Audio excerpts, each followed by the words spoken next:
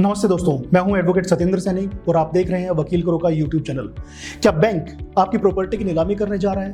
क्या आपको SARFAESI act के तहत नोटिस मिला है और आप समझ नहीं पा रहे हैं कि अपनी मेहनत की कमाई से बनाई गई संपत्ति को, प्रॉपर्टी को कैसे नीलाम होने से बचाया जाए? आज का ये वीडियो आपके लिए एक लाइफ सेवर साबित हो सकता है। आज हम विस्तार से चर्चा करेंगे कि सरफेसी एक्ट में प्रॉपर्टी की, संपत्ति की नीलामी से ठीक पहले आप सही कानूनी सहायता कैसे प्राप्त कर सकते हैं।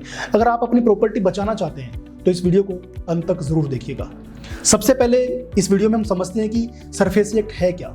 सरफेसी एक्ट 2002 यानी सरफेसी एक्ट 2002 बैंक को, मैं कह रहा हूं बैंक को ये पावर देता है कि वे अपने एनपीए यानी कि नॉन परफॉर्मिंग एसेट्स की वसूली के लिए बिना कोर्ट के इंटरफेयर के आपकी संपत्ति को कब्जे में ले सकते हैं और उसे नीलाम भी कर सकते हैं। यह पावर बहुत बड़ी है, इसलिए जब नीलामी का नोटिस आए तो घबराने की बजाय आपको सही कानूनी रणनीति यूज में लेनी होगी, इसको यूज करना होगा। ये सबसे महत्वपूर्ण आपके लिए है। इसको हम स्टेप बाय स्टेप समझते हैं और पहला स्टेप आता है एक्सपर्ट एडवोकेट एडवाइस, यानी कि एक्सपर्ट एडवोकेट की एडवाइस, उसकी सलाह आपके लिए बहुत जरूरी है।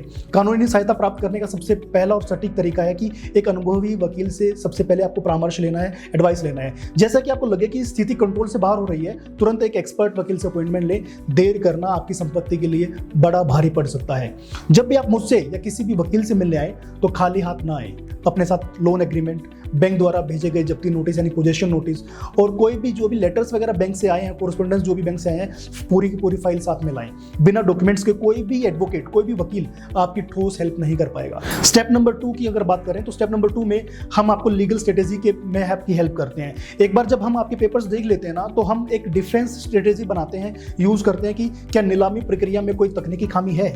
हम कुछ लूपहोल्स ढूंढते हैं, क्या बैंक ने नियमों का कोई उल्लंघन किया है, और साथ ही डीआरटी में हम नीलामी प्रक्रिया को, यानी डीआरटी में हम चुनौती दे सकते हैं, डेब्ट रिकवरी ट्रिब्यूनल में उसकी चुनौती दे सकते हैं। यदि आवश्यक हो तो हम अदालत से, कोर्ट से स्टे ऑर्डर के लिए भी एप्लीकेशन लगा सकते हैं।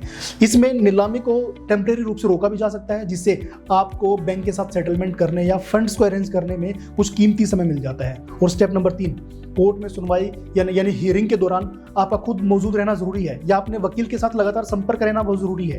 कभी भी सुनवाई मिस ना करें। इसके अलावा अगर कोई व्यक्ति आर्थिक रूप से कमजोर है तो वह कानूनी सहायता केंद्र यानी कि लीगल एड सेंटर से संपर्क कर सकता है, कॉन्टेक्ट कर सकता है। बार एसोसिएशन में हेल्प भी ले सकता है, जहां अनुभव के आधार पर वकील नियुक्त किए जाते हैं, एडवोकेट नियुक्त किए जाते हैं। यहाँ वकील करो में हमारा लक्ष्य ही यही है कि हम आपको सही कानूनी रास्ता दिखा सकें ताकि आपके अधिकारों की रक्षा हो सके। उम्मीद है कि आज के ये सुझाव आपके लिए मददगार साबित होंगे।